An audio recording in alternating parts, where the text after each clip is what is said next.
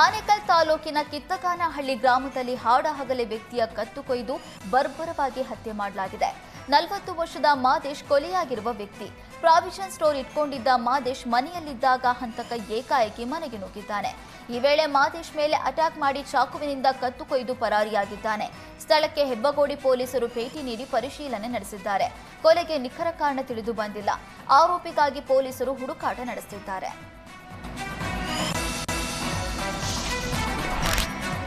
ಕೊಲೆಯಾದವನ birthday ದಿನವೇ ಹಂತಕರಿಗೆ ಜೀವಾವಧಿ ಶಿಕ್ಷೆ ಪ್ರಕಟವಾಗಿದೆ. 2018 ಜುಲೈನಲ್ಲಿ ಪಾಟ್ನಾ ಮೂಲದ ಸಿದ್ಧಾರ್ಥನ ಕೊಲೆ ನಡೆದಿತ್ತು.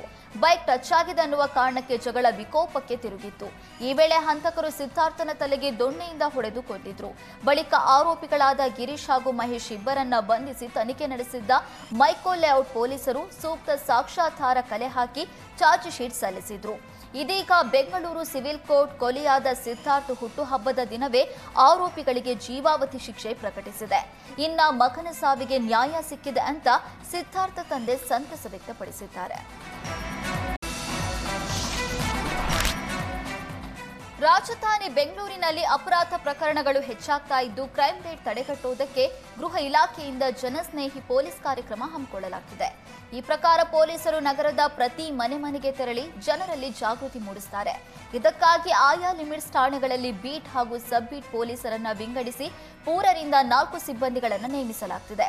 ಪೊಲೀಸರು ಪ್ರತಿ ಮನೆಗೆ ತೆರಳಿ ಜನರ ದೂರು ಸಮಸ್ಯೆಗಳನ್ನು ಆಲಿಸಿ ಕಾನೂನಿನ ಚೌಕಟ್ಟಿನಲ್ಲಿ ಪರಿಹಾರ ನೀಡುವ ಪ್ರಯತ್ನ ಮಾಡಲಾಗುತ್ತಿದೆ. ಸದ್ಯ ಶಿವಾಜಿನಗರ ಪೊಲೀಸ್ ಠಾಣಾ ವ್ಯಾಪ್ತಿಯಲ್ಲಿ ಜಾಗೃತಿ ಕಾರ್ಯಕ್ರಮ ಆರಂಭವಾಗಿದೆ. ನಾವು ಮನೆ ಪೊಲೀಸ್ ಅಂತ ಹೋದ ಟೈಮ್ದಲ್ಲಿ ನಮ್ಗೆ ಆ ಥರ ಯಾವುದು ಕೇಸಸ್ ಸಿಗಲಿಲ್ಲ. ಬಟ್ ಹೇಳ್ತಿದ್ರು ಈ ಕುಡಿದು ಈ ಥರ ಬಂದು ಗಲಾಟೆ ಮಾಡ್ತಾರೆ, ಮನೆ ಮುಂದ್ಗಡೆ ಮನೆ ಪಕ್ಕ ನಮ್ಗೆ ನೆಮ್ಮದಿ ಇಲ್ಲಾರಂಗಾಗಿದೆ, ಈ ಥರ ಎಲ್ಲ ಪ್ರಾಬ್ಲಮ್ಸ್ ಹೇಳಿದ್ರು. ಸೊ ನಾವಾಗ ಹೇಳಿದ್ದೀವಿ, ನೀವು 112ಗೆ ಕಾಲ್ ಮಾಡಿ, ನಾವು ಇಮಿಡಿಯೇಟ್ಲಿ ಆ ಥರ ಜನ ಬಂದಾಗ ನೀವು ಆ ಥರ ಗಲಾಟೆ ಆಗ್ತಿದ್ದಾಗ ಕುಡಿದು ಬಂದು ಯಾರೋ ಗಲಾಟೆ ಮಾಡ್ತಿದ್ದಾಗ, ಸೊ ಡ್ರಗ್ಸು ತೊಗೊಂಡು ಇಲ್ಲೆಲ್ಲ ಗಲಾಟೆ ಮಾಡ್ತಾರೆ ಬಾಯ್ಸು ಹುಡುಗರು ಅಂತ ಹೇಳ್ತಿದ್ದೀರಲ್ಲ, ಸೊ ನೀವು ಅವಾಗ 112ಗೆ ಕಾಲ್ ಮಾಡಿದರೆ ನಮ್ಮ ಪೊಲೀಸ್ನವರು ಬೀಟಲ್ಲಿ ರೌಂಡ್ಸ್ ಇರ್ತಾರೆ. ಇಮಿಡಿಯೇಟ್ಲಿ ನಿಮಗೆ ಬಂದು ನಿಮ್ಮ ಕೇಸನ್ನು ಅಟೆಂಡ್ ಮಾಡ್ತಾರೆ.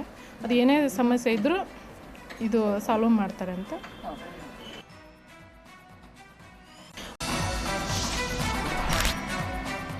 ಕಬ್ಬಿಗೆ ಬೆಂಬಲ ಬೆಲೆ ನೀಡುವಂತೆ ಆಗ್ರಹಿಸಿ ವಿಜಯಪುರದಲ್ಲಿ ರೈತರು ಪ್ರತಿಭಟನೆ ನಡೆಸ್ತಾ ಇದ್ದಾರೆ.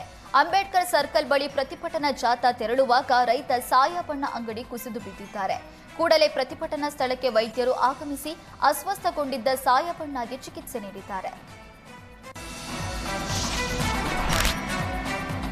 ಬಾಗಲಕೋಟೆಯಲ್ಲಿ ಕಬ್ಬು ಬೆಳೆಗಾರರ ಹೋರಾಟ ತೀವ್ರ ಸ್ವರೂಪ ಪಡೆದಿದೆ. ರೈತರು ಪ್ರತಿಭಟನೆ ನಡೆಸ್ತಾ ಇದ್ದ ವೇಳೆ ಕಿಡಿಗೇಡಿಗಳು ಕಲ್ಲು ತೂರಾಟ ನಡೆಸಿದ್ದಾರೆ.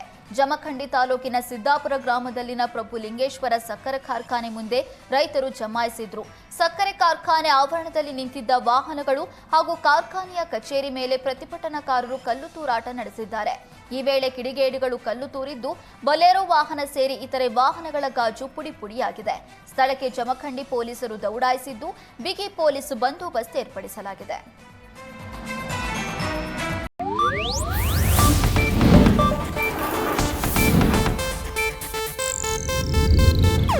ಇದು ಏಷ್ಯಾನೆಟ್ ನ್ಯೂಸ್ ನೆಟ್ವರ್ಕ್ ಪ್ರಸ್ತುತಿ.